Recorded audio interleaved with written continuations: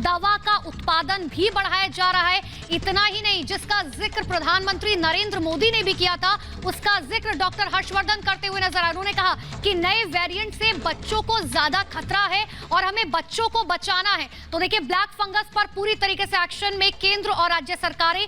इसी बीच आपको पता होगा कि कई राज्य ऐसे हैं जिन्होंने महामारी घोषित कर दिया है ब्लैक फंगस को, चाहे पंजाब हो, हरियाणा हो, तमिलनाडु हो, आंध्र प्रदेश हो। और अब आपको बता दें कि दवा का उत्पादन बढ़ाया जा रहा है। क्या कुछ कहा केंद्रीय मंत्री हर्षवर्धन ने, सुनिए।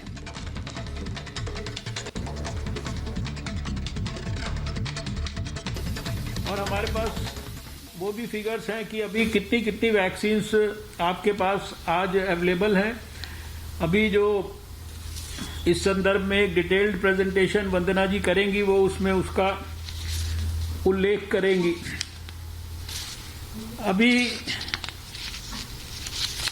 ये भी जानकारी मैं शेयर करना चाहता हूं कि देश भर में 422.79 lakh N95 mask, 176.91 lakh PPEs, 45,603 ventilator और कल तक 62.42 लाख रेमडेसिविर इंजेक्शंस ये हम देश के लोगों को भेज चुके हैं।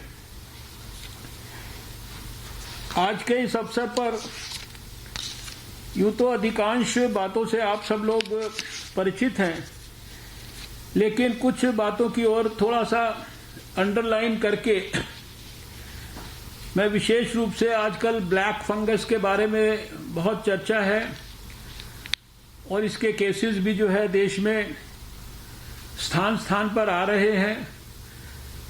सरकार के माध्यम से, उसके संदर्भ में एक्सपर्ट्स के माध्यम से सभी संबंधित जानकारियां दी जा रही हैं। उसकी दवाई का प्रोडक्शन, उसकी उपलब्धता को भी रैंप अप करने के लिए department of pharmaceuticals, drug controller, उनकी तरफ से भी विशेष प्रयास हो रहे हैं। भारत सरकार की तरफ से भी ये आग्रह किया गया है कि स्टेट्स इसको नोटिफाइबल डिजीजेस के रूप में जो है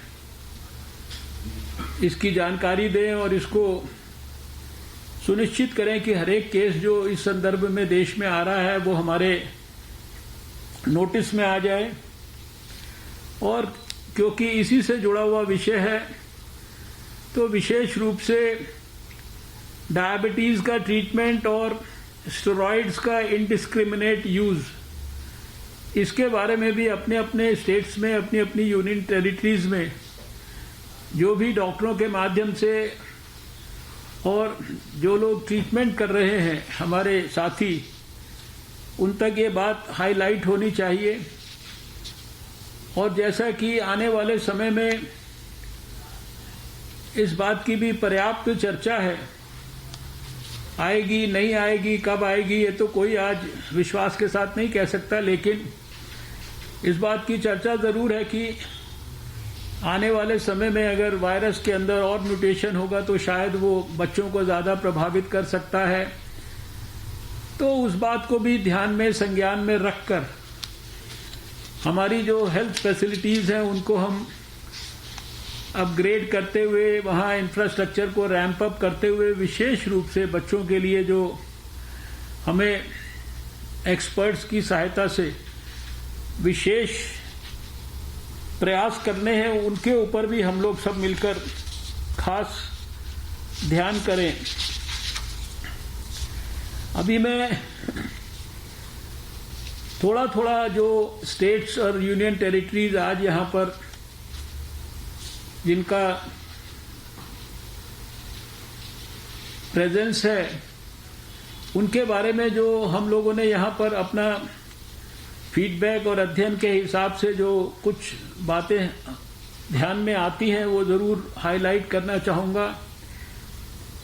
छत्तीसगढ़ के बारे में मुझे कहना है कि since March 2021 there has been intense transmission in the state with